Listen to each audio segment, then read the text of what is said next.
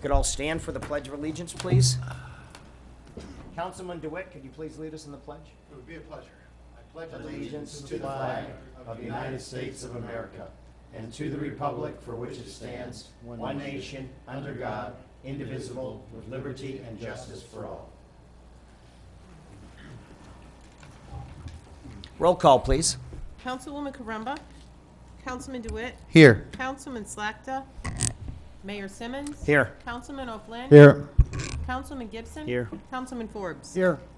Well, good evening, everybody. We now are opening up to public comment. Members of the public that would like to speak at this time, please come forward. Rick Steinmeier, I'd like to mention that FEMA is at the Recreation Center taking applications for all kinds of different programs that are being offered by the federal government.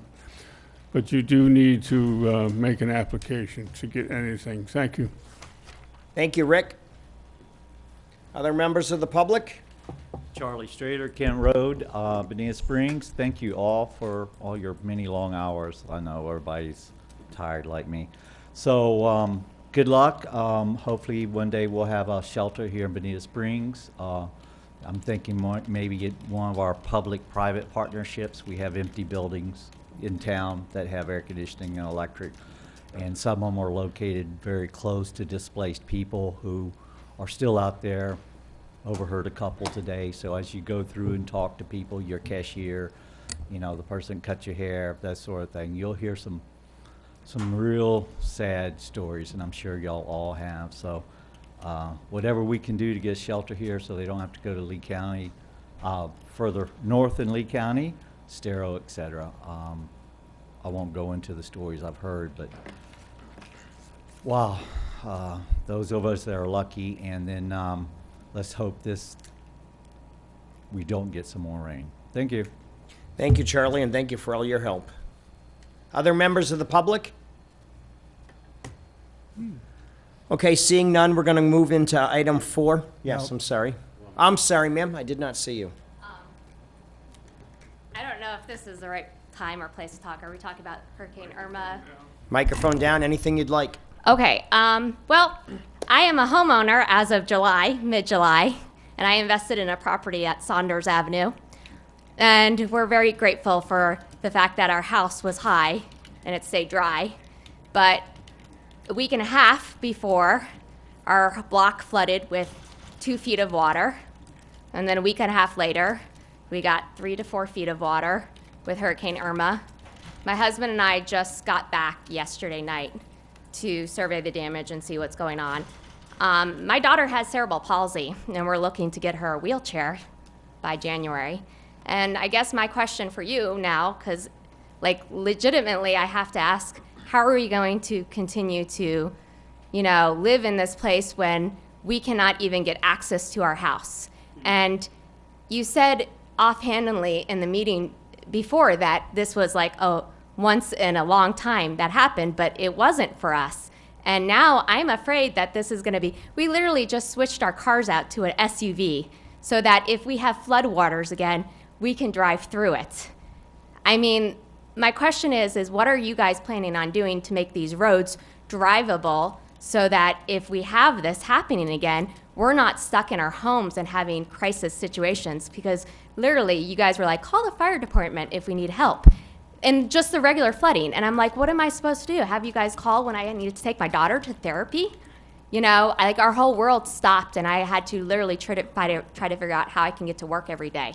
You have people who are living paycheck to paycheck who, if you miss 1 week of work due to flooding on just a bad weather weekend, that's devastating for them. So my question is what are you guys planning on doing about that? Thank you. Name for the record. Yeah, name for the record. I'm sorry, my name is Heidi Nara. And if you would leave your contact information, I'd be thank more you. than We'll happy certainly to. follow up. Thank you. Other members of the public?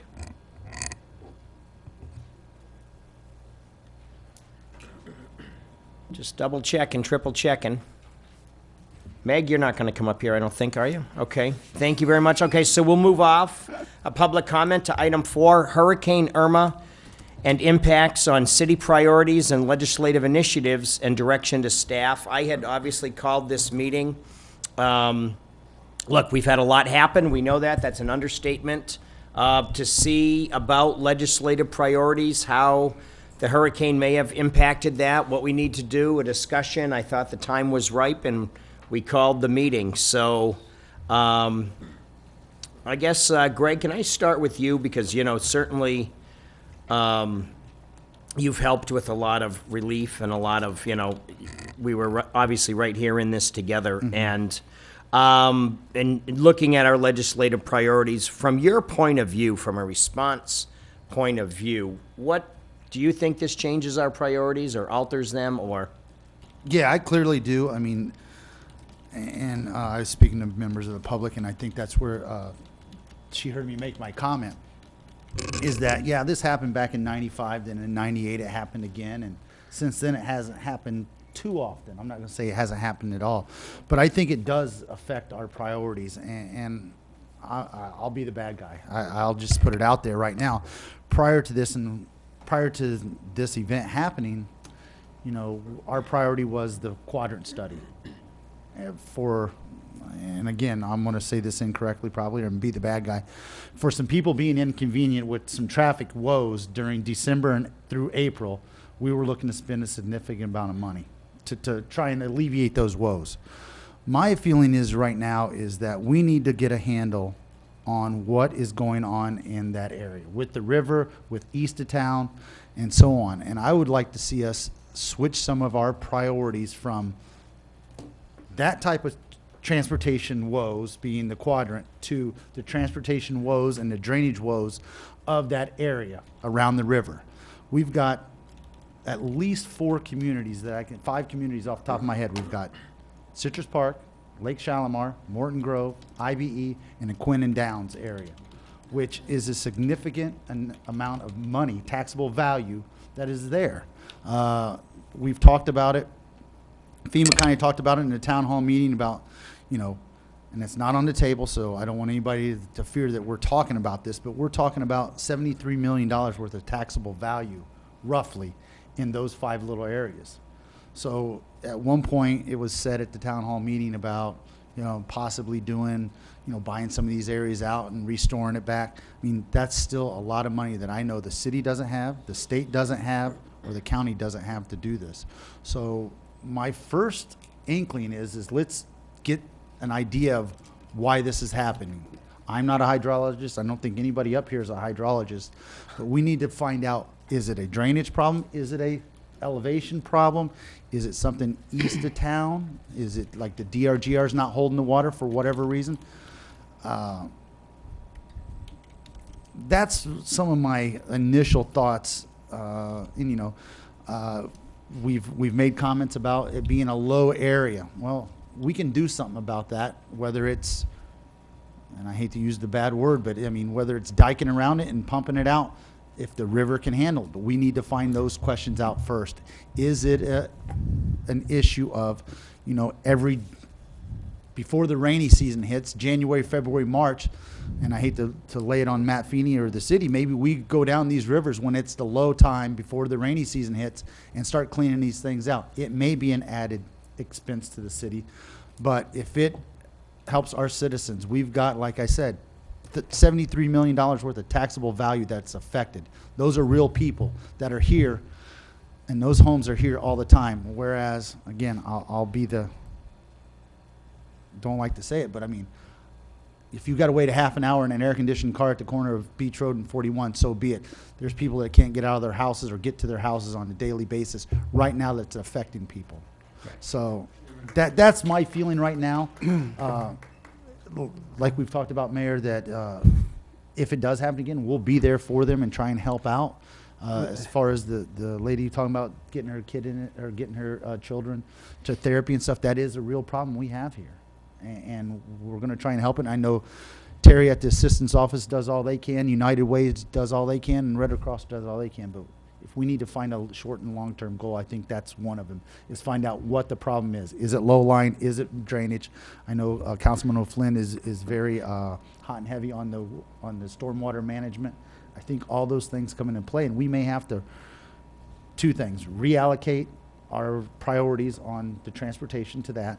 The second part of it is as we said here, and I've talked to Matt about it during the storm, is really pressure our legislative initiative for the Pine Lake Preserve. There are some issues that happen that if it would have been funded this past legislative session, could have helped that area around the Kent Road, around the Lake Shalimar area, because there was some berming and diking to be done in that Pine Lake Preserve, but the state legislature didn't see their way fit to help fund that. So I'll get off my soapbox and pass it on. No, absolutely. I'm gonna, Peter? Yeah, I'll hop on the soapbox, New York. I've said this before, but a bunch of us, including Fred, Martha, had to sit here through years of watching other people here say that flooding is a scare tactic in Bonita Springs. That's the outrage that we had to sit and listen to for years. We had to see a presentation 3 years ago supported by city management to put 8,000 homes on an area that's part of a floodplain, that's part of a retention area. So when we came in, when our new council came in, we actually had as a priority to start to deal with this. So it's a shame that this crisis that's affecting so many people's lives is the catalyst, but thank God that we have a catalyst and we're all going to move forward on that. So I have a few thoughts. One is and clearly it needs to be our top priority. I think we can still walk and chew gum at the same time. We don't have to stop working on transportation issues just because we're focusing on this, but obviously this is number one, number two, and number three. In no particular order, I would take the one that a bunch of us were fighting for years in the face of the notion that the cure to water quality issues and flooding issues is Bill Levittown out in the DRGR. And that is what the rest of the world knows and what most of America knows. It's about retention. It's holding more water on the land.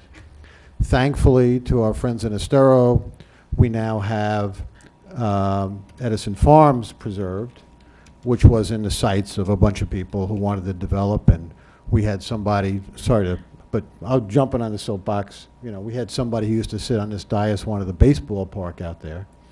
So that's going to provide the potential for more retention.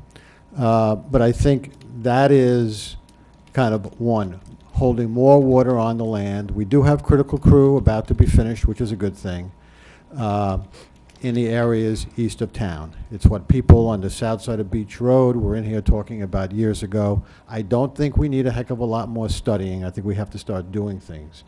We have the Bonita 95 study. We have the South Lee Watershed Plan.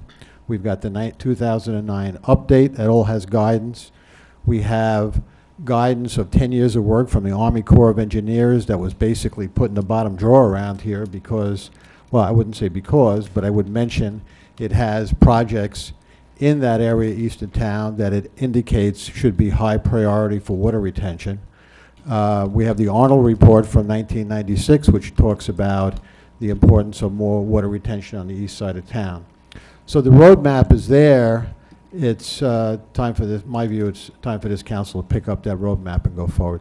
So that's retention. The second is localized flooding. And so to me, that's about stormwater systems. And Fred Forbes, a month ago, came forward with an idea of a stormwater utility. Wouldn't be a large assessment. It's something we don't have. But we've learned in this last two events how important it is to refocus on stormwater systems. We all have stories we know about of different stormwater systems that haven't worked the way they should. We found one on the south side of Beach Road that's actually trying to eventually deposit money, I wish we had it, deposit water into the Imperial River, like the stormwater system is going to go uphill into that. So there's a lot of work to be done on that. I think the areas around Imperial Parkway on either side, north and south, have to be looked at very carefully to see if there can be some solutions to flooding. Some people have said it's flooded in 95, it's flooded again, so therefore, I think we have to promptly bring expertise on board so that we really understand what's causing the flooding there. Obviously, it's the river, all right? But I can tell you that on the east side of Imperial, on Dean Street, and we all have been out, but it appeared that the flooding that was occurring, at least to my layman's eyes, that the flooding that was occurring down in Orange Blossom Tangerine was caused by a relatively narrow flow of water coming from the river going south. So I asked, kind of on the run, that this be looked at a Sunday ago last. Still hasn't been looked at as far as I know. Thankfully, the river's come down, so there's no more water going south. But I think it's individualized solutions to that.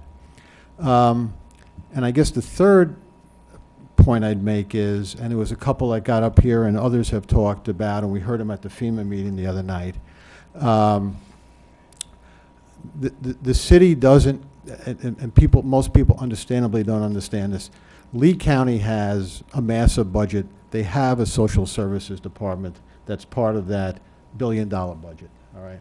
We have a $20 million budget, so we don't really have those resources. However, and I think Carl and the team have done a good job, and I see Terry from the assistant's office back there, in terms of trying to coordinate.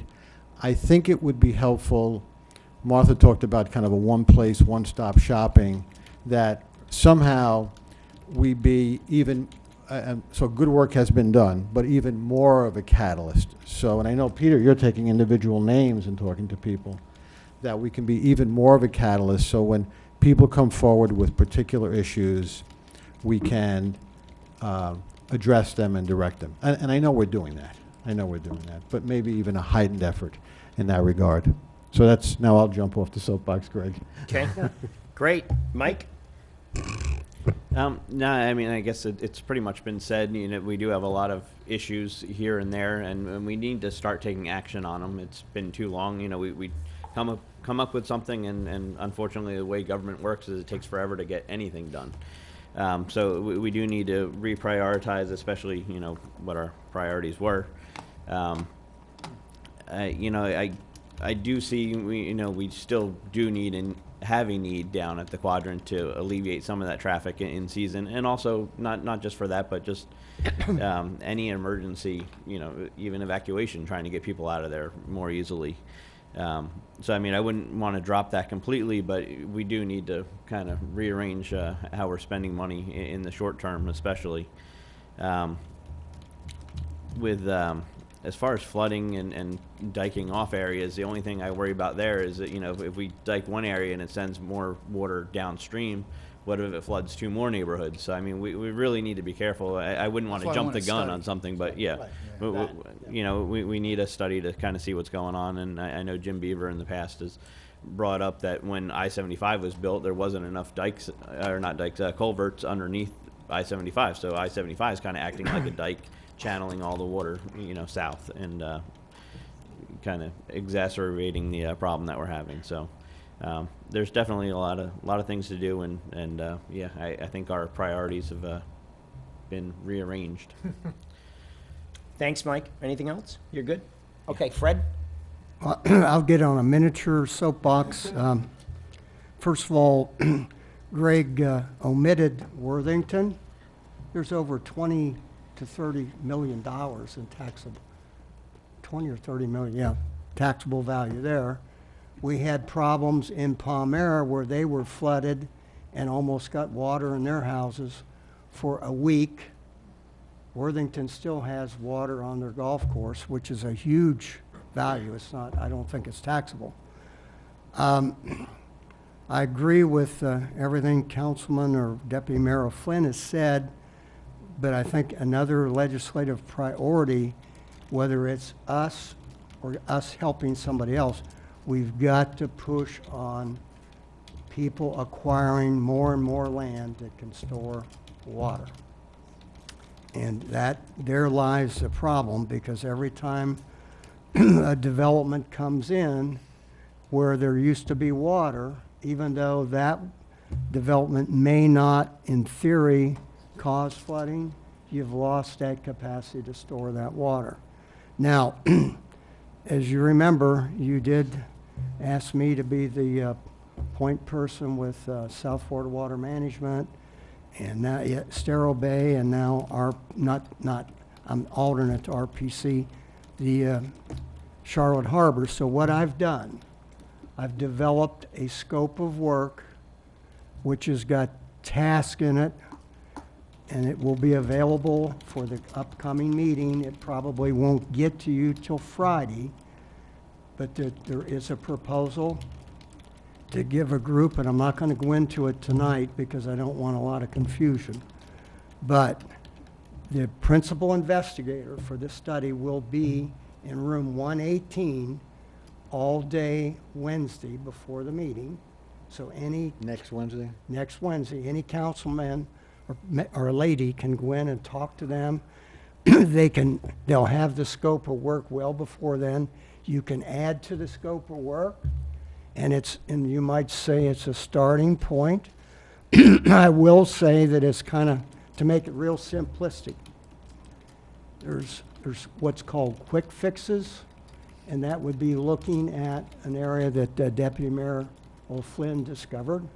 What is it, Bean Street? Out there's a very narrow lot that has got a dipsy doodle in it, and it didn't flood from the hurricane, but it flooded after the 2.5-inch rain that we got Thursday night following the hurricane.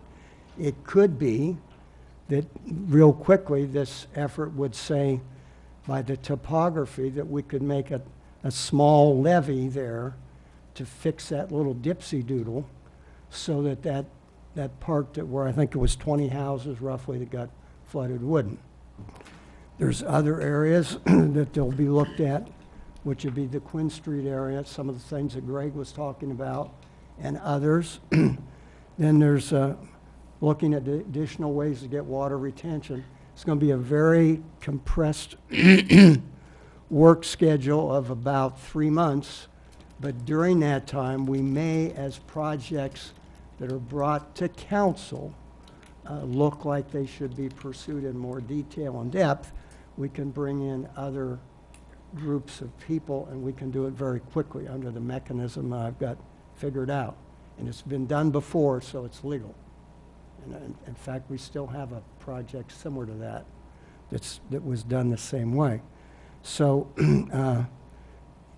I know when I came back into Bonita from up in Kissimmee, I saw every place that we drove that there wasn't developed land in Florida.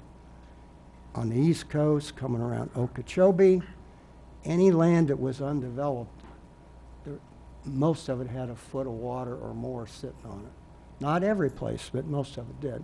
So I think that that's important, and I think that we have to even look at maybe changing our priorities on letting people develop right now till we give them some options that you can develop, but you got to agree to put your finished floor at a foot or so above the water that was on that property in what I call the Great Flood or whatever. Now I've got 7 other things that are not legislative priority, but I agree with Deputy Mayor O'Flynn. We should make the water number 1, and acquiring land, which is kind of one and the same thing, number 1, but I think we should go ahead with the next logical step of the quadrant, which is allow Matt to go out with an RFP that he's got pretty well written up to get the actual design drawings done for it, because we have a lot of reasons that we need to do it. We don't want to hold anybody up because we're not sure what we're doing there. We need to get that done. So when we deal with this, and I have 7 items I'd like to bring up that are relating to things, but not to the priorities of the legislation, which is what you call. Okay. And obviously, I called this meeting, so, you know, I think there's a lot of issues to discuss, and I think I'll just go back to Greg and just say, round two, Greg, you know? What else are you thinking about? I think we need to tighten, I think we're all singing off the same sheet of music. Let me just say that, so there's not a need for me to repeat a lot of that information for the sake of the people in the audience. I concur, and unfortunately, it takes a disaster like this to really bring this into focus. I was part of that group, part of some of these groups that have been saying this for years. So unfortunately, the issue has come to a head. We're going to tackle it head on. We're going to work with FEMA. We're going to work with the governor's office. We're going to work with the county commission. We're going to work with everybody and fix this for, so I guess I just want to be brief and come back around, and then we'll try to really fine tune this a little bit. Greg? I mean, I agree with what everybody said. The only thing and I won't even say disagree with, I just don't, maybe I don't have enough knowledge in it. You know, Edison Farms and the DRGR, they're holding water now. We're not developing it right now. So there's no, I mean, Lee County bought it, so it's not like they bought it and now they're going to restore it. It's raw land now. And I agree with council about, you know, the quadrant study, but I think that should be put, you know, way down, because right now we've got about $5.5 million set aside for the quadrant study. It may take that much money to do what we need to do in the river, in the stormwater retention, whatever. We don't know yet. So to go forward with, you know, to have Matt put out an RFP or RFQ to do that, we don't know how much money we need to fix this problem. We know that this is a problem. We've got people affected right now. And I know traffic is a big deal, but as Mr. Steinmeier says, he's got no problem getting home or getting down here today. December, January, February, he might. Right. But again, these are people that are coming down and visiting. These are people that live here year round that are displaced today. And that's my concern right now, is that let's find out what the problem is. Maybe we can't fix it without a lot more money, but let's find out what that problem is and find out those answers. The only other thing I just addressed that Yeah, at one yeah, point, because which is, I don't see it. We have money in the quadrant plan. We didn't spend it last year. Correct. We spent it on McMahon, right? We're trying to get some you know, to say the least, traction with FDOT, traction with Lee. Now, the legislative priorities, we got to figure that out, all right? I don't see it as like, you know, put that to the side. And I surely don't see we're going to spend $5 million next year on that. No way.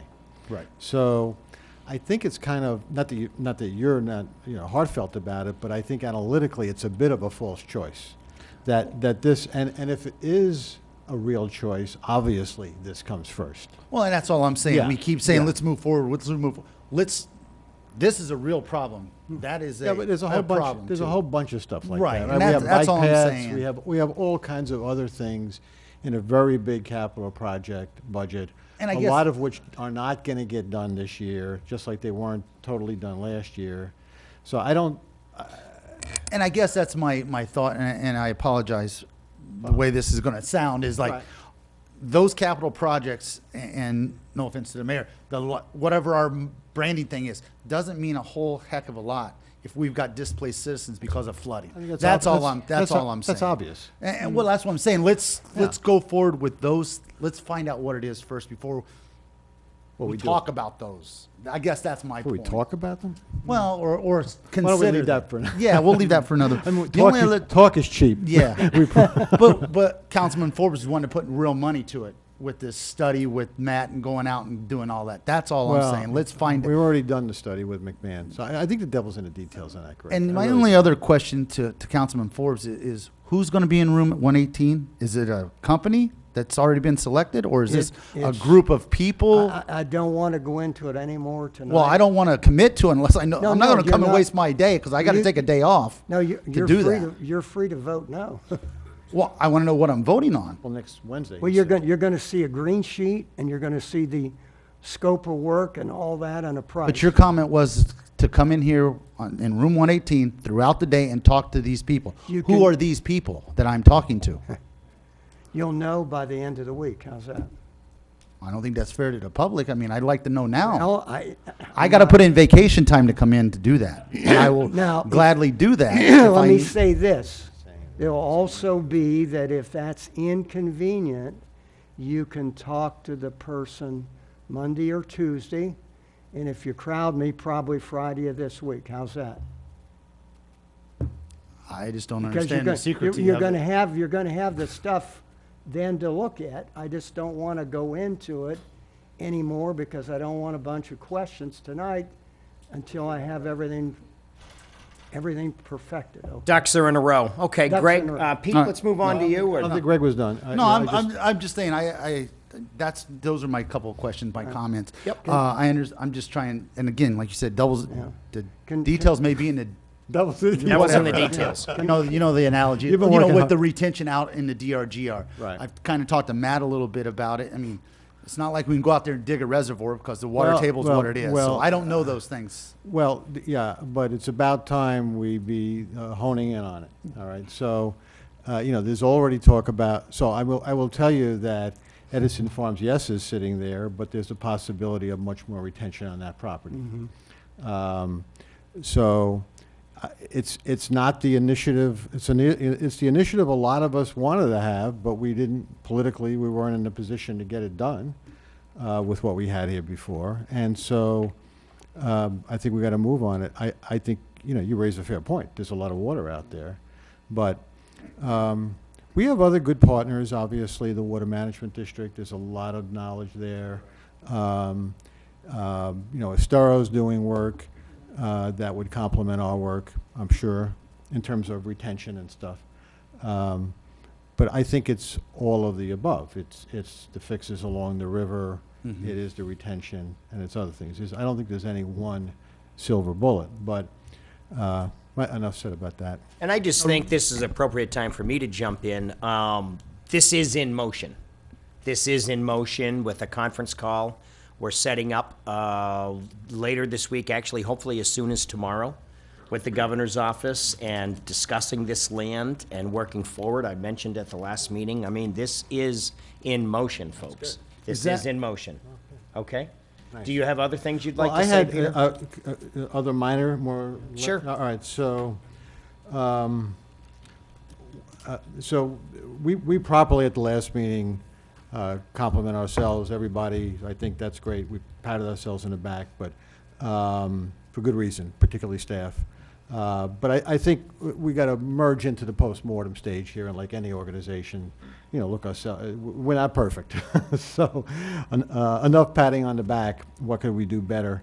I do think when some resident gets up and as I guess it was Mr. Bodie, and says, I was 5 days and I didn't have internet service, et cetera, that presents a proper challenge that we have to take up. Carl's indicated he would take it up.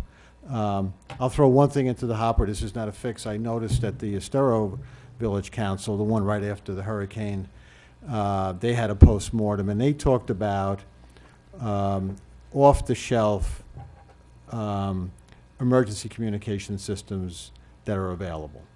So it wouldn't be what you would deal with, Greg. It would be more, and it would be more an outreach system that I think works through the phone. Now, obviously, Verizon worked well. Those who had Sprint and AT&T was proven didn't work that well, so nothing is perfect. But I think it's something maybe Carl can, or whomever he wants, call up Steve Sarkozy, and they mentioned 2 products up there. I'm not going to try to become an instant expert on it, but something to think about.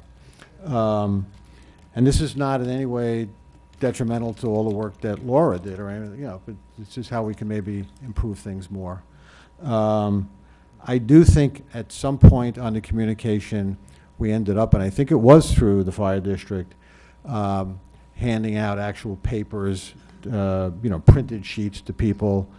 The city did that with Greg, with the fire district's help, right? We did it. It was Together. in conjunction. The city did it a few times. We happened to be going out one time, so we kind of piggybacked. The city did great. quite a So bit. Greg's right. I mean, there was a time we were going to send employees Right. out. They were going to be Well, going you out mentioned anyway. that at the last meeting. Well, we also sent employees out multiple times handing out flyers. Absolutely. Just so we're aware. Okay. Thank you. Yeah, sorry, I missed. So maybe build on that more as something to be ready to go. when communications break down, is an idea. Another thing that it just puzzles me a little bit, which is, you know, we have this well-done, extensive, thick study, Bonita Springs, 1995 flooding. It's the same thing that happened. There's also 92 flood study, almost as big, the 92 flood, a whole study done on it. One of the things that I know the 92 flood had in it, a study had in it, of the flood, 95 I believe as well, specific statement that the health department had been in with respect to areas that had flooded and determined there were high levels of fecal coliform in the water. And and Carl can speak to this, I asked at the last city council meeting that we reach out to the health department to have testing done here in the city. I'm talking about in the spots where water has been standing for quite a long time. And Carl did reach out, and I'll let Carl talk, but he sent me an email back, said the health department official said they would not do the testing in the waters in the flooded areas of Bonita Springs because they already knew what they would find, contamination. I don't get that. I really don't get that, because I'm willing to be educated, but there's contamination as contamination, and I'm saying, well, why was this done as a matter of course in 1992, 95 as well, and we're not doing it today? So that is a concern of mine, and I think that's enough so other people can talk. Okay, thanks, Peter. Mike? I'm good right now. You're good right now? Fred? Yeah, I've got a number of things. One thing I would say on what Deputy Mayor Flynn said, and Greg echoed that they kind of helped out. We did hand flyers and things out. I would say we should be doing it sooner and more, because the people of Bonita, what I've found, what they're really the most interested in, they're not interested in hearing so much about what is going on in Lee County or Collier, or even what maybe Lee may be doing for us. They want to know, what are we doing for our residents? And so I think that we need to address that. Now, on the matter of the water, I would specifically ask tonight that if Department of Health is not going to come in and test water, I want the water tested at least in the Quinn Street area. I'd like it tested on the water that's still standing at Worthington and down around Morton Grove. I was going to say Lake Shalimar and IBE, but I learned tonight that I thought I had something in my district that I didn't, thanks to Councilman DeWitt. Wait, you're just doing your district? Oh, yeah. That's a new one. Want to redraw district lines. A little healthy No, competition no, among district I was lines going to for come the to good of the meeting tonight and team. say, hey, I got all these problem areas about redistricting and equally distributing the problem spots, but that needs to happen. I think all standing water needs to be Right. Yes, I would needs to agree be with that. tested, and not just selected areas. Right. But Yeah. There's still. So that's one thing I had on my little wish list. Another one is that Well, I he's would reading like to see, and unfortunately, had we started on this when a wise lady that's, I don't know, is Martha still here? Martha? No. Martha brought up early, we need to get the city to put dumpsters out. Now, when we started to go to get dumpsters, about, a week or 10 days later, most of the dumpsters are all used up. But we need to try and get dumpsters in some of these other areas. Hopefully FEMA will reimburse, but that needs to be done, and if we don't get reimbursed, we don't get reimbursed. And that would be, again, down in that Morton Grove, probably Lake Shalimar. I'm just rattling off areas, IBE. There's another couple developments up there that are in definite need. Then I think Citrus Park, you'd have to ask permission. But I think also that even though it's questionable how many people come, I think that all these locations, it would be good to have a little tent and at least periodically stockpile with water and all that, because these are our people. We did that at Quinn, and sometimes there's a lot of people, sometimes there isn't. And I think that needs to be done. I will echo two things. One, I think we should have gone to the Lions Club early on and said, look, we want to use your big hall. We want to use your kitchen. We'll put people in there. If we do any damage, the city will take care of it. And that would have been a wonderful area for people to come to. Supplies, plenty of parking there and all that. We didn't do it, but I think it should be a next plan, and it's got to be manned with our people. The other thing that I think that we should do that's kind of important, I think what the people that were directly impacted, the Quinn Street people, the Lake Shalimar, whatever, even Citrus Park, they expect, rightfully or wrongfully, and I think it's rightfully, to see more city folk coming through, find out if there's something they need, for any other, lack of better words, showing the flag. I think we need to devise a system where some of our other departments, we would rotate, and since they would rotate on shifts and go around and make calls on these areas. That doesn't mean that we've got more people than we need. It simply means that some of the things they're doing now won't get done until we get through this recovery. Because remember, I think at the last meeting I said, what I learned on my tour at the fire board was the medical minute. This is the recovery day. When you are at day 16 and you still have standing water and people out of homes, those people that are in those areas are expecting to see things. It may even just be, what can we do for what you need? Can we bring you some water? But those things are all really important, and it creates an image that kind of spills across the city. I will say, I think it's terrible that some of our community service volunteer groups have seen fit that they're going out to Immokalee and other places and forgetting the problem areas we got. I don't mind them doing both, but when they concentrate there and don't help here, I have a difficulty with that. I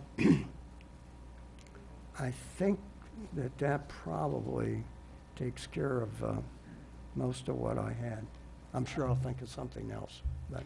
Right. I mean, when I look at, I guess specifically as we're drilling down here, number 7 in our priority, legislative priority is to believe in affordable insurance for our citizens. Well, I think that issue remains, and we will work through that with the issues that we're working through. Parimutuel facilities, that's been a long-term goal of the city. I don't see any reason to change that. Sustainability initiatives, especially those that would prevent discharges from Lake Okeechobee. I don't see any reason to change that. We're going to work through this as we work through this issue. The Bonita Springs City opposes any effort to allow fracking. I don't see any need to change that. The City of Bonita Springs supports funding for specific city initiatives, such as a 1-year bioreactor monitoring on felts and improvements on Pine Lake Preserve. Carl or Matt, would you want to speak to that for a minute or so? Is there any reason for that to change as a priority? Excuse me. Matt Feeney, Public Works Director, for the record. The Pine Lake Preserve, as Councilman DeWitt mentioned, we have one half of the 2 permits required to construct that project. We've asked several agencies for funding. Part of that project is a bit of a containment berm, probably for lesser events than what we've experienced here recently, but it would hold more of the water that moves onto the site on it. So those berms would not allow it to spill over onto Kent Road and really force it further down into the Imperial River. So there are some benefits to that project for the immediately affected areas. So I think it would be of value. The bioreactor project obviously is complete. We are working on the monitoring portion of it. I don't know that there's much really that has to be done. We're already working on that end, and are kind of through the stretch of getting the monitoring plans developed. We're purchasing the equipment. We'll be doing the monitoring with ship's force, so to speak, with my own staff. So Okay. I think we'll be all right there. All right, Fred, then Peter. I forgot two things. One, I do think. On this issue or on this issue for now? No, Peter, the did you have legislative- something Oh, on this on- issue? okay. I do, yeah. Yeah. Just doing the legislative. We're just gonna, I'm just yeah. trying to, so far we're good, but Yeah, which is, I think it's obvious the new number one is going to relate to what you're talking to Governor Scott about, whatever it is. Right. It's going to be a water thing. And the rest, I guess my question is, tactically, whether we take anything off, because there's a certain, how can I put it? general underlying undertone of a lot of these. Yeah, that when these are seen in Tallahassee, they kind of gain tenure, and that can help us for the future. Not that I don't want to sit here saying we don't want what we're asking for. But, all right, but I mean, I kind of think the new number one and how that's crafted is the most important thing. It's obvious the new number one is along the lines that we have all been talking about. I don't know that we got to take out other ones. They'll be dealt with appropriately. We know what's going to happen in Tallahassee. They're going to focus on water, Especially after this. especially after this. Right. So I don't see a downside in leaving in, for example, number one and number two. If Carol Green were to tell us there's a downside to it, I think. No, I that- agree. I agree yeah. with you, Peter. We just may have reallocated number one to be this instead of transportation. Right. Not that transportation is still not important to Right. us. It's just not as important Right. with the events that's happened over Right. the last month. And not that I'm expecting we wouldn't get the money, but if we go another year not getting it on transportation, that heightens our chance of getting it the following And they year. still know it's a priority They of still know ours. it's a priority. I agree. Thanks, Pete. Mike, you're good? Fred, you had a couple other items. Oh, yeah. Two, I think that the city should, especially when we're in day 16, if we have standing water someplace, like in Greg's territory out at Lake Shalimar, if there's a way to pump, we need to get to it. I agree. And because that's just undue, that's what you call extreme mental cruelty and punishment. Well, I agree with that, but I also, like Peter spoke in the beginning after I jumped off my soapbox, I don't want to, let me put it tactfully as I can, I don't want to pump Lake Shalimar and flood the Quinn area again. Oh, no, We no, need to no. make sure from Southwest Florida Water Management that it is a doable thing instead of just rushing to do it. We want to make sure that Phil Flood and Southwest Florida Water Management is okay with it, because when we pump south of Beach Road into the Cocohatchee, like he said, it's a timing issue. Had we asked 2 days prior to that, he would have said no because Right. it can't handle it. And- I just and- want to make sure that And I would say, I agree with you, I think because if you'd asked 3 days ago, I think the answer would be no, but it's been so long, things have dropped. And the other caveat is if they put the pump in, if you see that you're starting to cause a problem, you stop pumping. That's true. But the other thing about it, the lake, according to the information I had, has dropped 4 feet, but the water around it hasn't. The lake is 43 acres, so if it was close to 4 feet, you could pump Something's 1 plugged. foot of, we could put 4 foot of water in there, and that's the same as taking 1 foot of water off 160-some acres. I know that on Friday at the town hall meeting, Phil Flood gave me the permit, and it's in Lake Shalimar's hand right now, the Good. pump. So we know that, and as of Friday, I had a meeting with him prior to it, Phil Flood, and he said at that point, he would have to look at it, and he didn't know where we could pump it at that time. But we have talked about it. Yeah, but these two new things were Right. put on the table. Can I, I was Now, gonna the say, other Matt, do thing- you have anything you want to add to this discussion at this time, or you're okay? Okay. I'd like to add Carl, something yes, there, go if I ahead, might. Carl. So, when the flooding first occurred, okay, weeks ago, not Irma, the first one? but the first one, we started talking to the South Florida Water Management District right away about pumping. And the answer then, unfortunately, because of the timing, was there was nowhere to go with it. But I guarantee you that Phil Flood and South Florida Water is right there with us, looking at opportunities to pump, and that's one of the reasons why there's pumps out on Bonita Beach Road now where there weren't before. So we continue to look at that as an option all the time. Yep. Okay. The only thing I would Thanks, suggest Carl. is, Pete? the only thing I would Pete? suggest is, I know they're friends, they're great colleagues. Let's have the maximum pressure we would have among colleagues. I don't think we want to be looking at stuff. I think we want to be getting stuff done. I agree with Fred. You know, with 2 weeks of that water there, we got to get it out of there. You know, even if you get an extra hose to go to the place it can go. Thanks, Pete. Fred? Now, one last thing, and it's just a suggestion. I would suggest that because the recovery isn't going quite as quickly as we had hoped, and we got a lot of balls in the air, that we would consider only for the month of October, that we might consider meeting weekly. We can always stop at the end of the third week or whatever, but I think we should think about that because a lot of stuff happens between these meetings. And you want to do them on Wednesdays? I don't care when. No, I know, Here but I we mean, are, why whatever. don't we have the normal 2 meetings in October and add additional meetings on the off Wednesdays? Does that make sense? Sense to me. At night. Okay. Make them at night when people can be here, right? Yeah. Absolutely. Great idea. I had one, you done, Fred? I think I am. I had one other one about the young couple that spoke before, and I talked to them afterwards. And this is something I know we've all been thinking about, and I see Terry back there, Carl's been involved.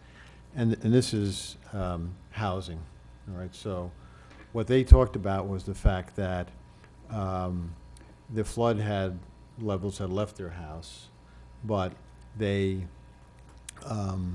can't go back in, and they do have insurance proceeds to rebuild as appropriate, and they have flood insurance, but they can't go back right now for mold. And I asked them if they had the FEMA vouchers, and they said they did, but they were going to run out at some point. I don't know the details of how they run out or don't, but we've heard some of that Friday night at the other thing. We do have the efforts of the assistance office to try to place people.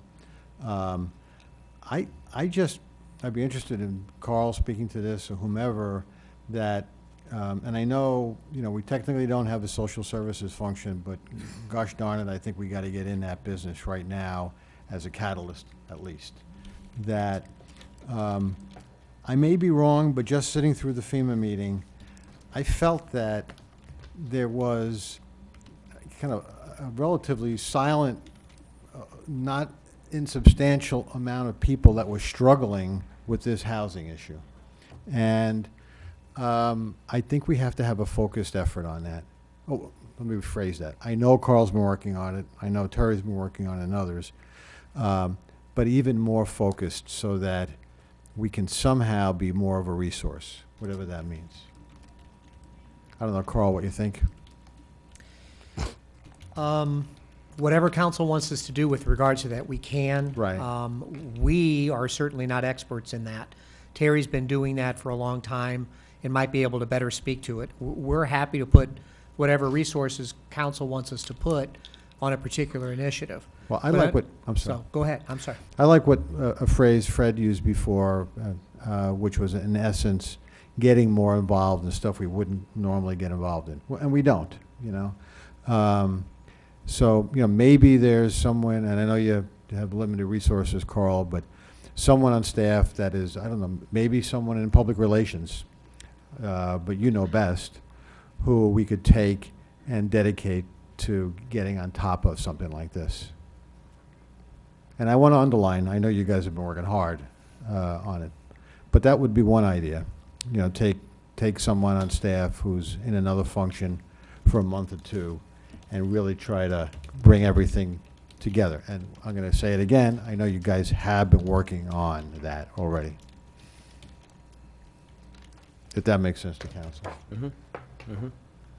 My only concern is I think it needs to be done, but if you pull them off something, they're here. We're government light as we can. Right, If right. you pull off of something's going to fall through the cracks, and I just worry about Well, that. I'm just- because we still have a city. And I mean, if we need to hire someone Correct. part-time, then let's, do that. Or if we need to hire someone full-time, if this is a business that we want to get into, we may have to hire someone Temporarily. full-time, yeah. Yeah, Right, but I think right. we need to, I really do. And I hear what everybody's saying here, but what can be more important than this at the moment? And I think it has to be said that way. So with that in mind, if we could look into that, Carl, that'd be great. Sure, I'll work with Terry, we'll see what's involved. Absolutely. Thank you. Fred? Well, I just want to redouble up on something I said. I think we need, at least for the next 2 or 3 weeks, till we see the water off all the streets, people can get in, and there's work going on, and even then, I think we ought to be doing it. We ought to have a rotation of employees that can go out through these areas, these hot spots, and say, is there any, you have any difficulty? Would you like a bottle of water? That's all, we ought to do it. I agree with that. Yeah, it may not be a legal requirement, but I think it's a moral thing. Right. No, I agree. And I there's more absolutely agree. contact as a result. We'll hear more and be able to work on more as a result.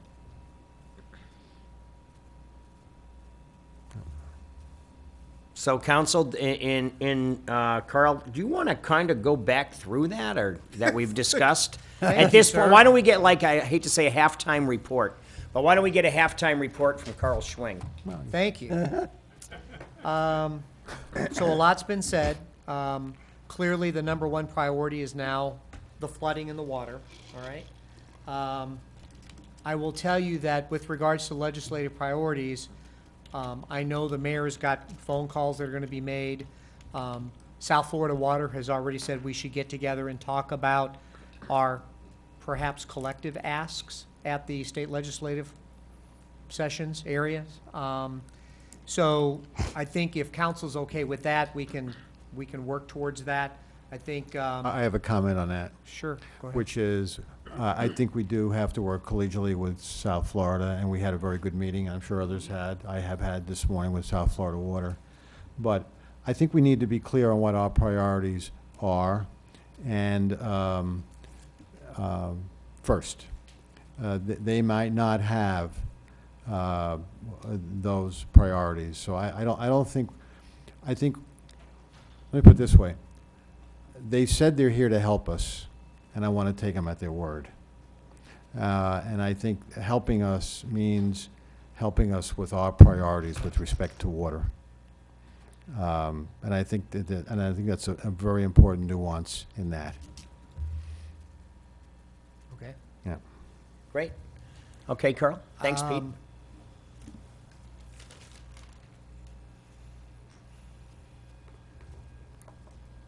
So, my understanding, there's going to be a scope of work coming for some work to be done, but we're not familiar with what that is yet. So we'll wait to see what we get on that. My understanding is that we continue with the quadrant. Is that council? Yeah, subject to Greg's proper caution that, you know, we're Okay. not going to let that bite into monies that we need for this. Okay. Yeah, full agreement.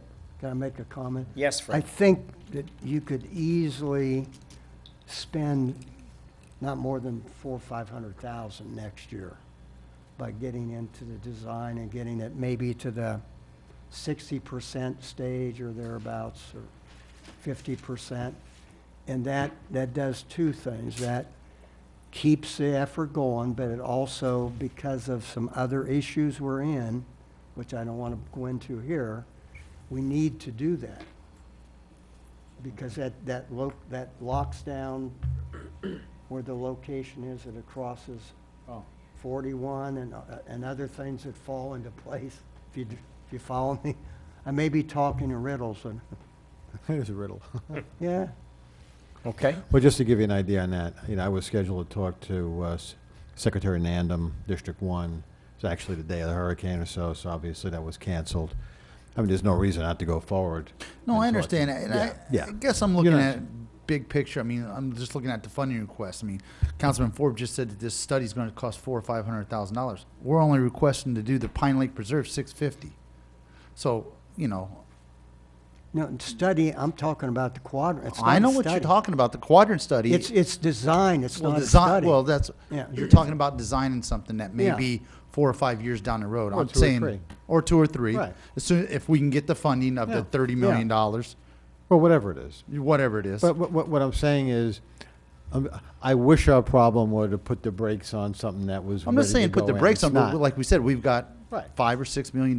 If we can reallocate some of that towards the Pine Lake Preserve thing and not even ask the Well, state Pine Lake for it. Preserve's, no. 650,000. Yeah, he's already got that, don't you? No. 650. No, we're asking for it. We're asking 650. We're going to local match at 300. Right, Right. right. Well, so we don't want to, you don't want to go in saying, you don't want to go to No, I'm legislative saying if session. we get told, my point is, if we get told this year no, Oh, that's different.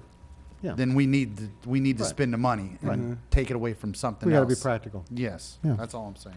Matt Feeney, you were up here. Come on back up. Sorry, Matt. Just, you were asking about Pine Lake Preserve. It's a estimate of about $1,900,000. Honestly, it's not the world's most earth-shattering project in terms of construction. So hopefully those estimates are a little high. Right. Yeah.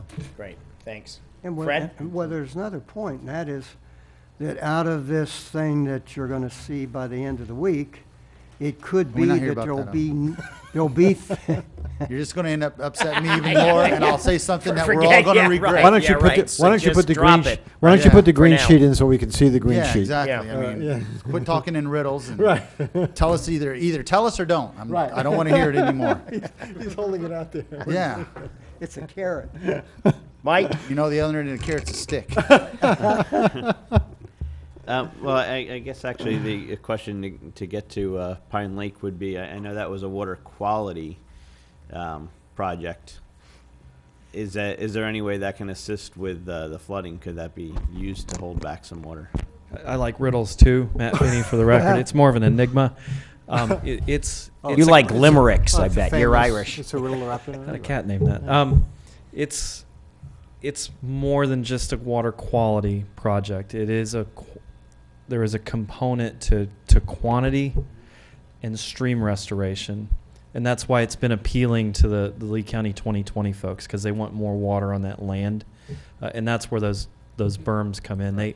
They help keep that water on the land where they want it, and then they also help guide it to the southern end of the property where there's a severed stream bed that was cut off from the Kiel Canal back when the Kiel Canal is the Imperial River back when it was dug. So it's really kind of three projects. It's a quality project because we're putting water on the land, a bit of a quantity. But when we talk quantity, we have a very large basin that's feeding this river. But it is a bit of a quantity project and then a stream restoration, if that helps. One other thing to mention that Fred brought up at the last meeting, I think should be a high priority, is looking at this concept of stormwater. I forget what Fred called it, but the concept is a stormwater utility. There's a lot of piping stuff that we're finding that needs to be addressed here. Yeah. And that's part of the same idea. Okay. I mean, Sorry, it was your idea, Fred, you didn't Yeah, mention it. even in some neighborhoods, the culvert's getting Right. cleaned out, the whole 9 yards. Right. And one thing I've always heard, but it evidently is correct, that it's easy to build them. The rest of the maintenance in private hands particularly is not always the highest. Okay. Carl, Oh, sorry, interrupt. I was just going to say down on the sheet there. Halftime report. Yeah, I was resting. Yeah, that's Sorry. right. Yeah, right. Yeah, right. Okay, so we've heard that the studies really have been done, that there's been studies, they show similar things event to event. Is council comfortable that, and I know you may not have read the studies, some of you have, are you comfortable that the studies have been done and we just need to refocus on the plans and the recommendations that they've made? And again, I'm not sure how this plays into what Councilmember Forbes is working on, so. I think all those studies that have been done are a good basis for this, but I think that it'll be part of this effort that'll be looked at, but there's a lot of things that can be done that aren't talked about on those Right. studies. But to Okay. be clear, personally, I'm nowhere, I'm not talking about the Baracco study, which thankfully was not accepted by the last city council, which said that basically we should get rid of the DRGR zoning. We're not talking talking about about the those Baracco studies. study. Right. I'm even right. saying the 95, 92 reports and all that. Right. There'll be a basis that will be used in this thing, but it won't be that there isn't other stuff we can also do that may be better or I think there's a big toolbox.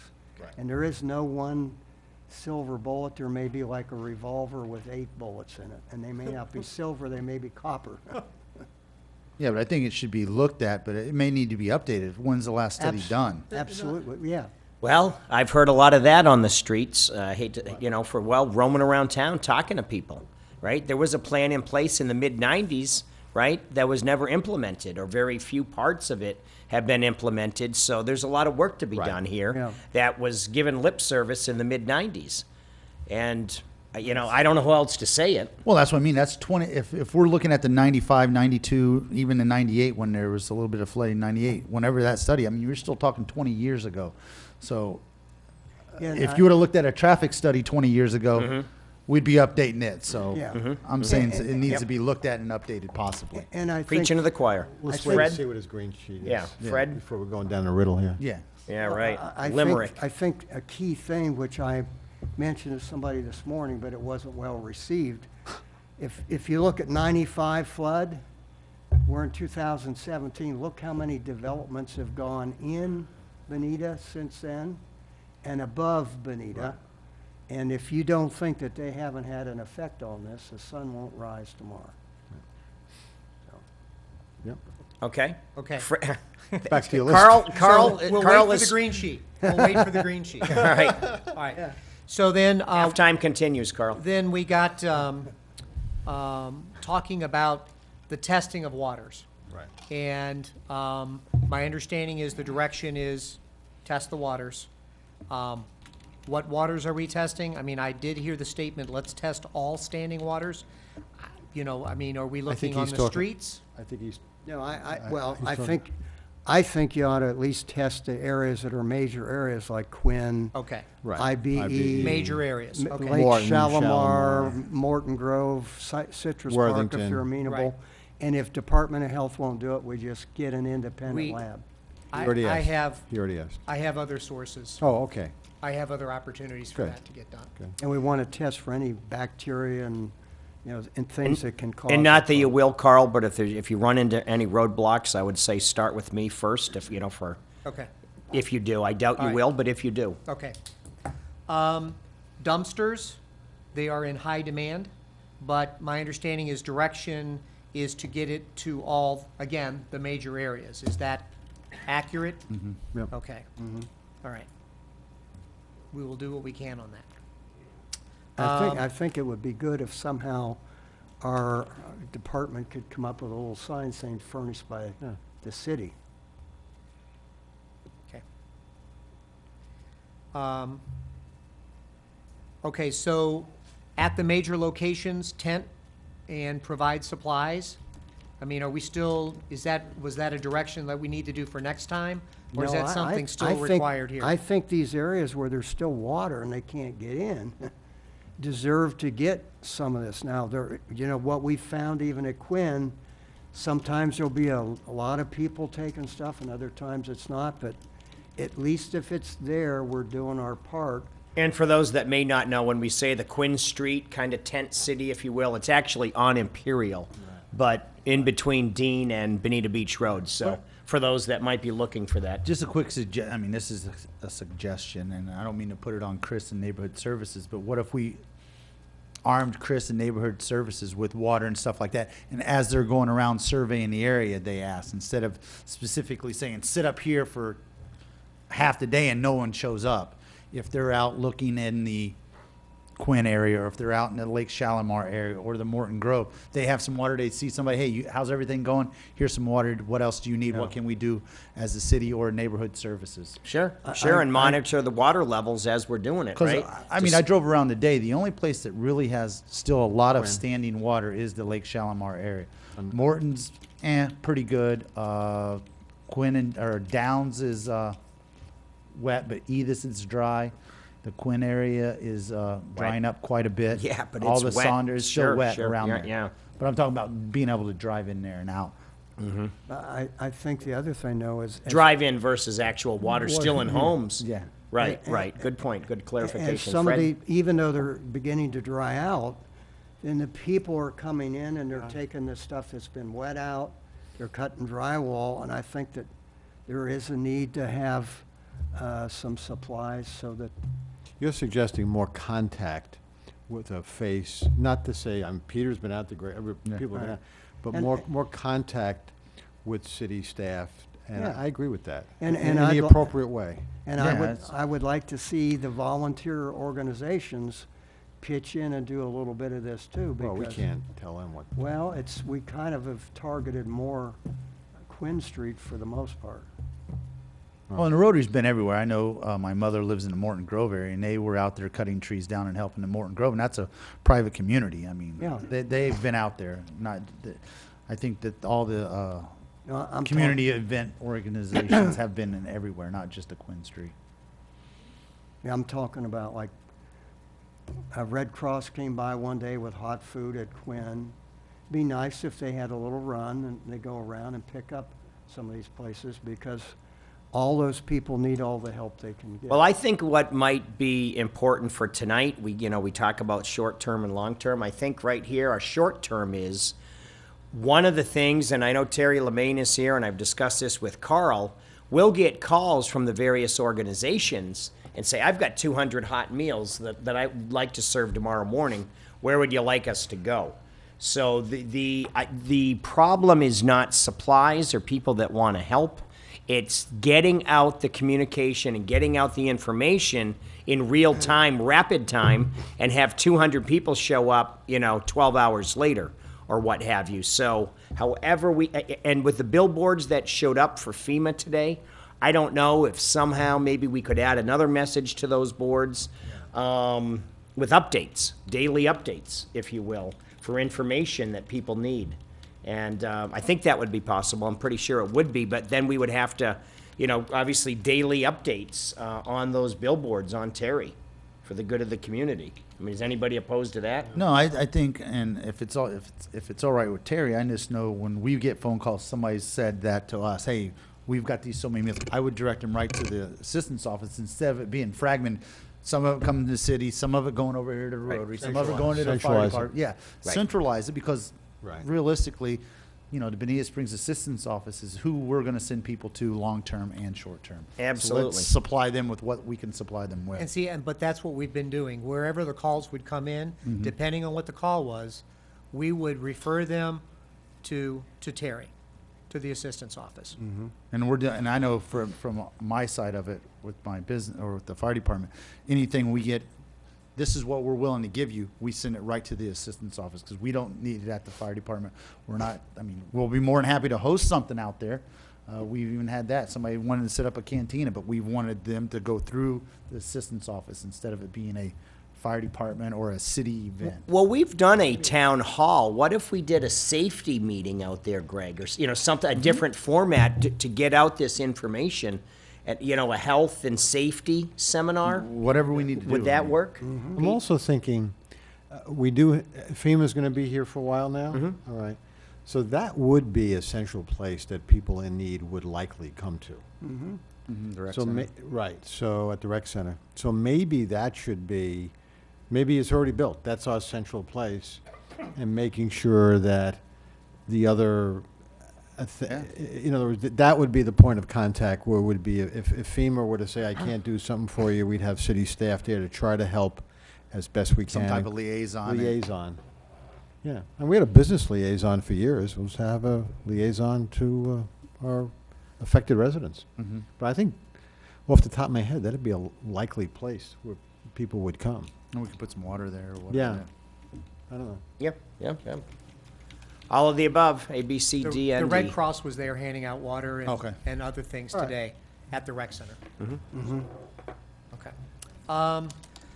So rotation of staff, I understood that. Council meetings weekly in October. And there was a reference to the Lions Club. The Lions Club is at the table with regards to coordination of volunteer efforts. No outbursts, please. Thank you. No, no, no. Bob Hilliard, who is over, my understanding, a larger area, was at the table. We're not, we don't have all the Rotary clubs there. We have the district governor sitting there. So, Where is this, Carl? here at City Hall, they started last week, and we're going to meet again this week. So, and again, this is where we want them to coordinate with each other so that everyone's getting covered. Oh, this is the meeting you talked about. Yeah, when you yes, got- sir. Gotcha, I'm sorry, yes, sir. Right. Gotcha. Yes, sir. Fred? What I specifically said there, but I think it's a little bit, it'd be too little too late. If there's we want it in our plan that next time, we want to make a deal where we take that hall that they got, the wonderful hall with a wonderful kitchen, and we put our people in there. That doesn't mean the Lions Club can't do it too, but that thing can be a wonderful place for people to come in and get hot food, supplies, all kind of stuff. And there's lots of parking. And You'd want that staffed by city staff? I'm talking about the next event. I I'm know. saying, yeah, I think we should have some city people in there. That doesn't mean we can't have volunteers, but Okay. I think we always want to have the city presence at these, something like that. Carl, anything else? Push on the housing effort, Yeah. right? Push on the housing effort. And then last, I think the health and safety seminar, perhaps to be held at the rec center, Okay. right? I had, are you good, Carl? I think so. I had two other things. One is, I hate to say it, but the 95 floods peaked October 25th. We're still very much in a rainy season. So I think one other thing to add to that list is maybe there could be individual situations where we could hop on real quick, like the Dean Street thing we've talked about, so that, God forbid, we do have 3 inches of rain next week, and then 4, and then 10, and then we have that gauge on Kent Road going above 13 again, that if there's some immediate things that are practical, Carl, we can get done. Now, obviously, that's in coordination with the Water Management District.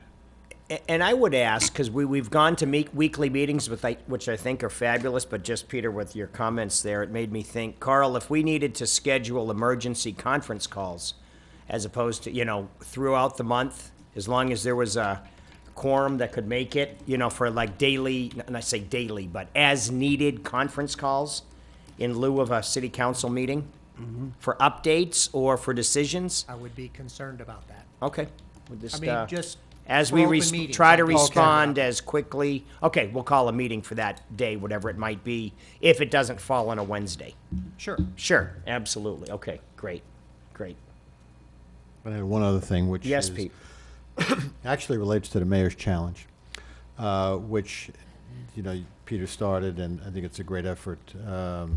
I subbed for Peter, or Arlene and I were on a webinar a week or so ago.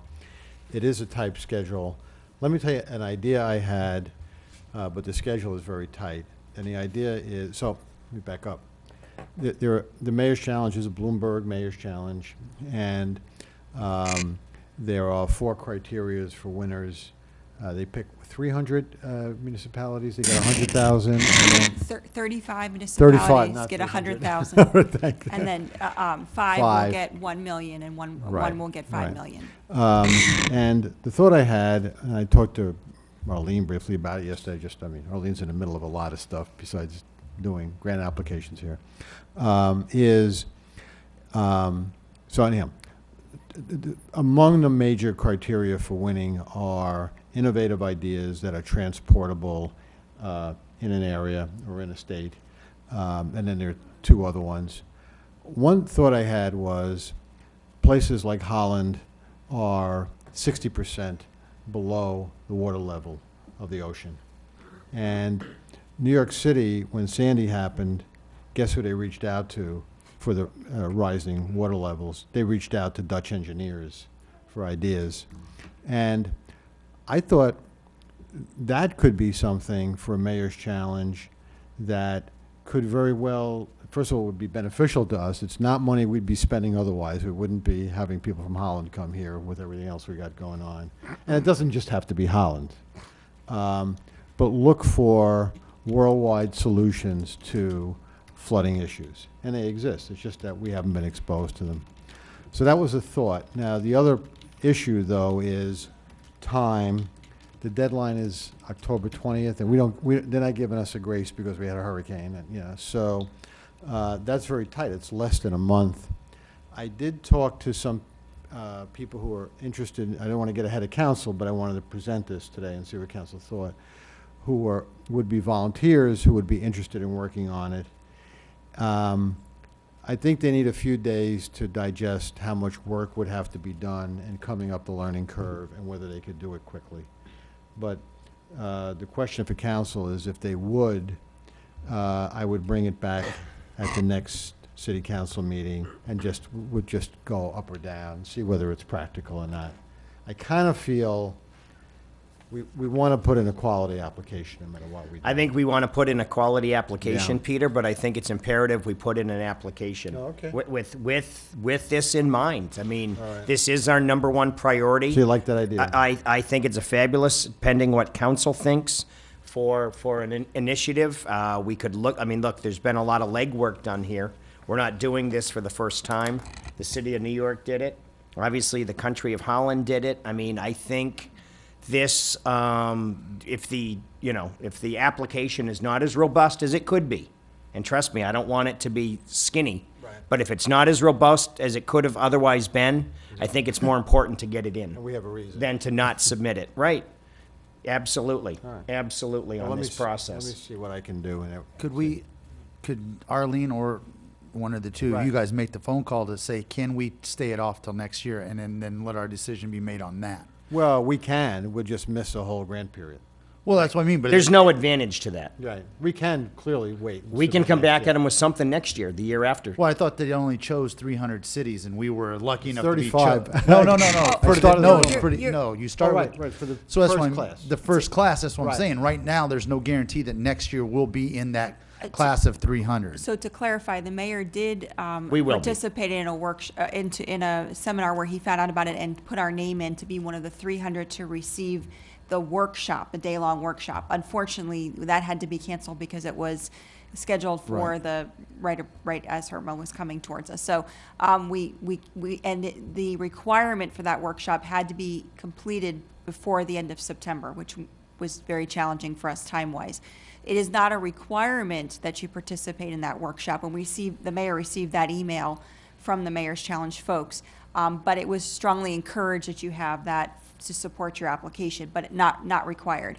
What we were talking about was possibly reaching out to them in the fact that we had Hurricane Irma, that we could be guaranteed to be one of the 300 cities again next year if they Right. would let us put that process in. It looks like they actually started the process in July of this year. And then that way, possibly, if we did wait a year, that we would have that workshop early on as soon as possible, and then have that remaining time for the application, which, assuming they keep the same schedule, would be in October of the following year. I think we have a mayor that's predisposed, that reached out and did this exact thing. This might grab some attention. And if the proposal is, like I said, not as robust as it could be by October 20th, I think we need to submit what we can by then. One thing we could do, Arlene and I, or you and Arlene, could get on the phone with them and explain our situation. I don't see a downside to that. Right, and I'd like to fully understand what's in the application. I can piece and parcel it out. We can get it done. Well, and what are It's we not on actually- any one person to get this What application we're in. applying for is to be one of, 30. Well, I know all Five. that part, but I mean, what is the problem that we're trying to solve? Is it flooding? Flooding. Is, Flooding. In what aspect, and how are we going about So it? it's reaching out for innovative ideas with respect to flooding, and we can show, even though it really hasn't been done, a whole bunch of more conventional things that have been talked about for Bonita Springs. We talked about them here before. And the notion would be we're trying to think outside the box and bring to Florida ideas that have been in place in countries like Holland. And, I mean, you can just Google and you quickly see stuff that they put in place that is not in the normal toolbox here. It doesn't mean we put those ideas in place, but it's like anything else, you know, it's we don't know everything. It's, no matter how smart we think we are, there's stuff we could still learn from others. Mm-hmm. So the project would be to get that expertise on board. And I think we might want to have a chat with them about that, because one of the things in the application is, tell me what your workflows are. Mm-hmm. Well, I mean, the workflow we're talking about is really getting the expertise in. So I think we'd have to maybe have a little chat with them. Yeah, and the workflow is upon us, right? The workflow is upon us. Well, our workflow, Right. not the workflow that would come out of that. Does that help, Mike? Yeah, I was just trying to get, because I know it was to solve a problem. Right. But another problem that we have from, that we've learned from this is that the actual communication of what to do. That's what I was going to So, I mean, suggest. that- Maybe that have a could be portable that could be our AM project radio too, so- station that. Add that as a So- kicker, right, to Yeah. the whole So if the grant. flooding I mean, I aspect think is too we, much- yeah, sorry, Mike. If this flooding aspect is too much to lift in order to get in Right. on this now, something, maybe the communication angle might be another way to go. I don't. I don't think they're I don't see mutually as much- exclusive. They're not mutually exclusive, but we'll chat with Arlene offline and see. I just don't think that's as much of a winner.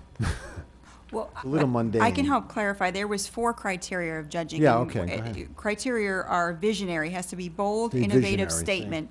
That one that is covered. Not addressed by a city prior. Impactful, widespread, it has to be impactful, number 2, widespread impact to quality of life. 3 is implementation, it has to be a clear plan, a cost analysis with realistic timelines, and Right. that's the workflow. It's very similar to a capital improvements project. There Right. are schedules of work to be done by timelines, and it has to be a realistic timeline. And then it has to be transferable, which means that the same plan or the same idea could be picked up and put into any other city in the nation or in the Right. or in the world, and be transferable and work that same system. So 1, 2, and 4, I get to say we have covered here. 3 is, that's what I really have a question on for them, because if the project is to reach out for inspiration, how would you know what the workflow is on the inspiration? So, for example, I was Googling last night. There's, for example, a Flow of the River initiative in one city in Holland that's gotten worldwide attention. Well, we don't know that we would do that, but we want to learn about that type of thing. Okay. Yes, Fred? Well, I was going to say, I thought your idea was good about maybe not mutually exclusive, but maybe independently of this, we could develop the other thing, which is a way to develop a much better emergency plan that's also transferable. And if we're not able to get this one turned in, we could turn that one. Not turn both of them in where they're competing, but, I mean, that is a Limited resources. because the biggest thing that, I think Deputy Mayor O'Flynn said, the biggest difficulty with this is even coming up with an order of magnitude of what it's going to cost and stuff like that's going to be, Yeah, but they may be all right with that. I think that's when we might want to have a conversation. yeah. I do want to clarify, one of the things they discussed in the webinar, a city is only allowed to turn in 1 application. No, I said you'd develop one up, not turn in both. That'd be kind of a little backup. Right. Okay, so, I think Councilmember O'Flynn has mentioned this, but this is going to be resource dynamic. I mean, it's going to take a significant amount of time to develop just one. To develop 2 is just not something, I think the council should decide on the problem you'd like addressed here, and then that is the one that's going to be developed for this application. Well, Peter, you would, Well, I think the flooding is the problem. Yeah. I would point out that if, I'll be bold and say we'll get the communication through the main issue. generally speaking, if You know what I mean? I just think we will. Generally speaking, if you solve flooding, especially the way the Dutch do, your water quality improves, so it's a twofer. And this Yeah, will we'll have- obviously we'll have- transfer, so do we need to tie up anything in section 3 on this. I think we Do need to we- learn more. I think Arlene and I, or if you and Arlene Yep. wanted to. Yes. Additionally, there's another webinar on Thursday that we're scheduled for as Yeah, I'm well. not going to be here on Thursday, but. Okay, so but- I'll be with you on Thursday, Arlene, for that webinar. And we'll have this presented and organized and roll through it. Great, thanks, Pete. Greg, did you want to, do we need to make a motion, Carl, for everything you said in a second? Because we've gone through that, we've dissected it. Do you need anything of a formal? I don't think so. I think I know what you want, and if we don't get to it, then get on me about it, and We'll we'll see you get next to week. it. What That's I right, was you'll going to see say, me what I next would week. ask, certainly for actually even our benefit that are here, Yeah. Carl, the members that aren't here, if we could send that out to council either tonight or tomorrow with a recap of that. We'll get to it, yes, sir. Great, thank you so much. Council, anything else? Thank you, thank you. Members of the public that would like to speak at this time, please come forward. Yes, Rick Steinmeier. I have a phone number here for a company, for a group called Love Inc., which is a group from San Carlos Park, Estero, Bonita Springs, and North Naples. They have a phone number to call, then they'll put you in contact with the right person at the right place at the right time. It's called Love Inc. It's all the members of the local churches. I mean, I hate to talk about religion in a government building. I mean, everybody gets, oh, we're gonna get sued or something.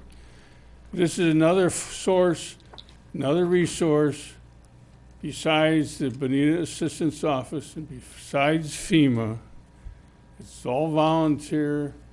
They were at the Presbyterian Church. The Presbyterians big in with this. And I'd like to give this phone number to Carl to give to some of these people that are having problems that call City Hall. And I would recommend people call City Hall if they need assistance of any time, because we are here, or you are here to help us all. So thank you. Thank you, Rick. And Mr. Mayor, just Yes, for the Carl. record, Love Inc. is also at the table of this coordination group. Right. Thank you. Good evening. Good evening. Thank you all. Alan Glacier. One thing that I really noticed that we had a problem with downtown was the roundabout at Terry Street flooding. I don't know if there's anything we can do about that, but I think we need to consider what that problem was, what caused it. Because I know when we first went out after the storm, which wasn't right away, but it was at least a few days that we still had, I don't know how many, a foot or more or whatever water all the way around that roundabout there. So something needs to be done to address that, and, you know, rather than just leave it until next time, you know, and see what the problem is. I'm gonna get on the soapbox again about how disappointed I am in this city, not you guys here necessarily, but the past council, and see what we can do about this in the future about the community hall. We lost a really valuable resource there, and it's unfortunate that we don't have any place like that. We do need to address that somehow in the future plans about getting something in that downtown area or wherever that we're going to have something that we can use for the residents of the city. I mean, mentioned about the Lions Club and like that, but the city itself doesn't have anything anymore specifically, except for maybe over at the rec center. And I think that's a real shame that we don't have that. And then also Fred mentioned to a certain extent about building heights. I was counting it up the other day, and maybe there's been more than this, because I know Peter Flynn mentioned about 92, but I've been here since 59. We had Donna in 60, We had 74. We had flooding as far as 3 foot of water up to Imperial and Bonita Beach Road. In 88, we had flooding that was up just about as high in places. 95, we had flooding again, and now 2 times this year. I don't think that we necessarily, as a city, need to, and I don't mean to be rude or insensitive, but people need to take this in their own hands as far as what they're going to do. If they're going to just get flood insurance and then rebuild in the same spot at the same height, and something needs to be done about that. People need to think about this, what they're going to do as far as building. And this one young lady, I'm glad she was talking about that. Her house was built up higher. Okay, some of them on Quinn are on piling and like that, but we just need to address that situation. Thank you. Thank you.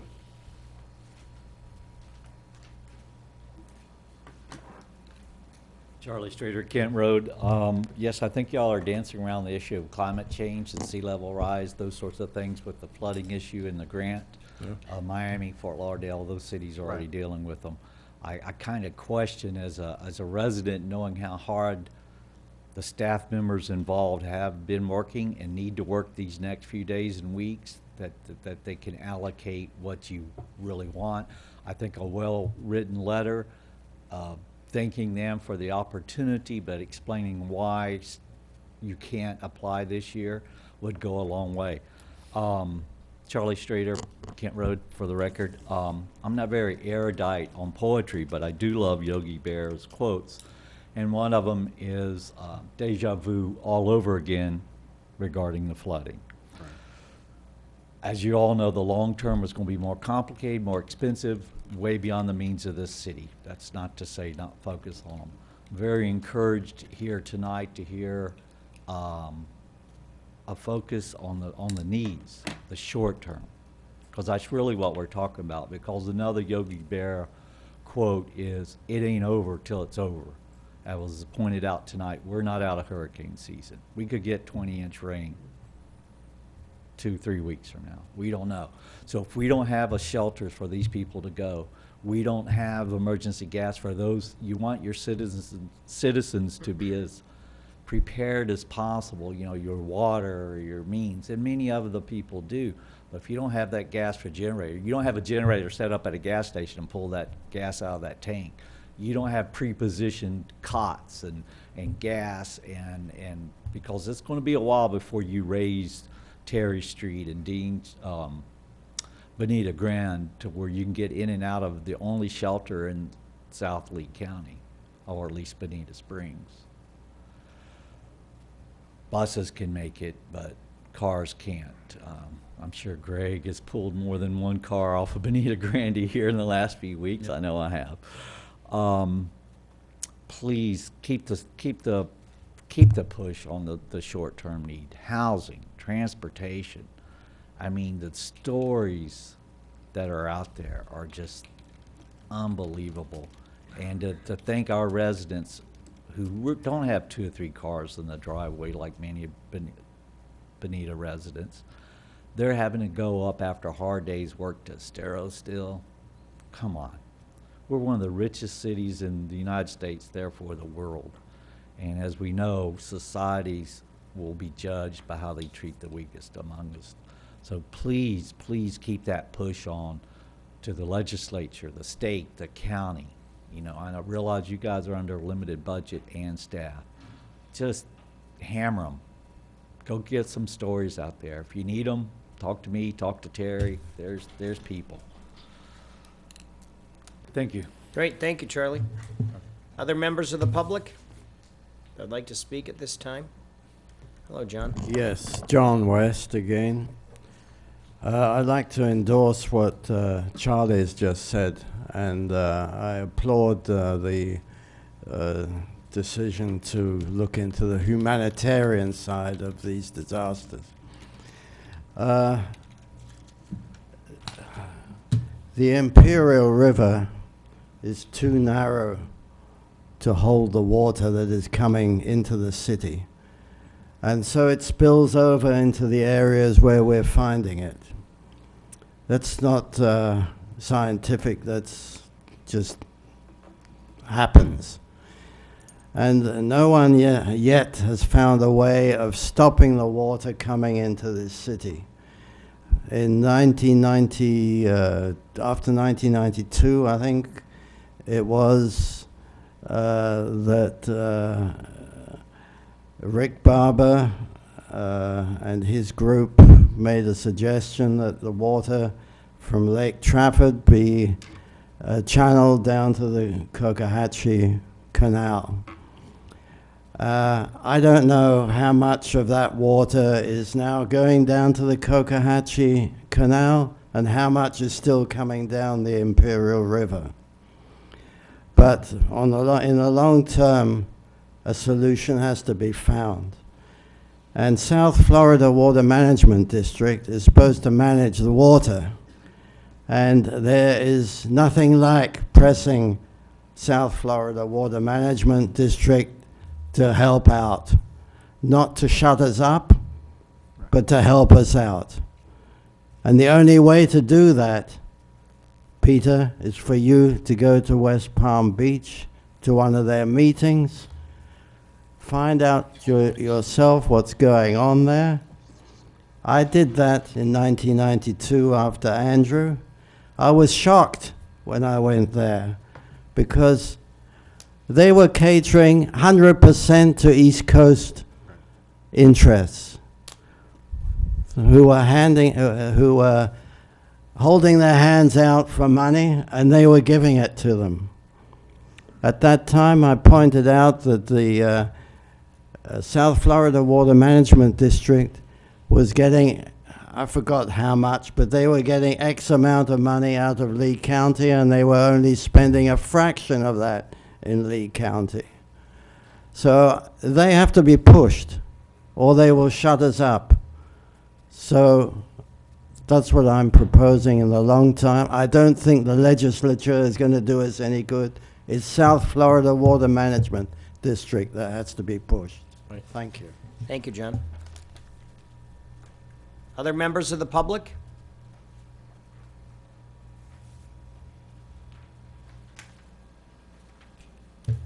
Hello? Heidi Nara. Hi. I just wanted to throw out two suggestions. One, I don't know what our demographics specifically are for Bonita, but I look around and I see a lot of people my age group that are absent. And I'll tell you one thing that I've seen, and the main reason why I'm here is because of Facebook. And I would implore you guys to think about who you're trying to connect with, and are you actually connecting with these people? Because I've asked a few times if you could even broadcast this on Facebook Live. You have people who are interested, but maybe because they're a younger generation and they're not quite sure how to get involved with the council, they don't know where to go or how to do this. And now we're in a crisis and they don't know where to get information and where to look.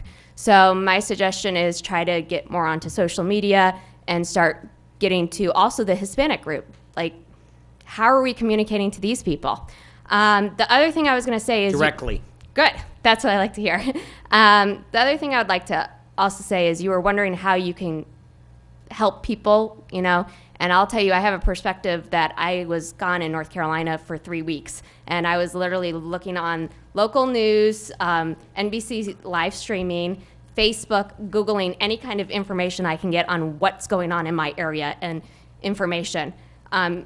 Keep in mind, you've got perspective of people are completely out of town who are just trying to figure out, is it even safe or is the water's low enough to get back in? So that kind of information can be super helpful if you're just posting that in public areas.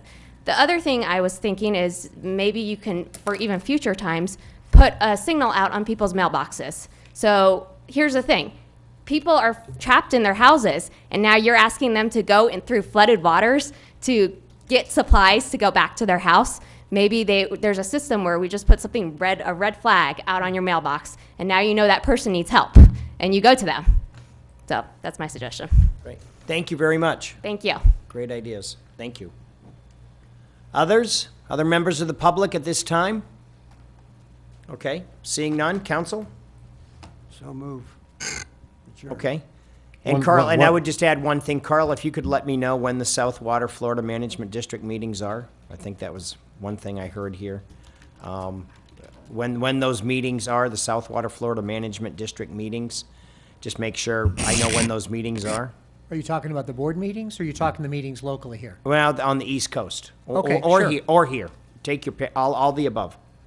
Okay. Great, thank you. I will Peter? say,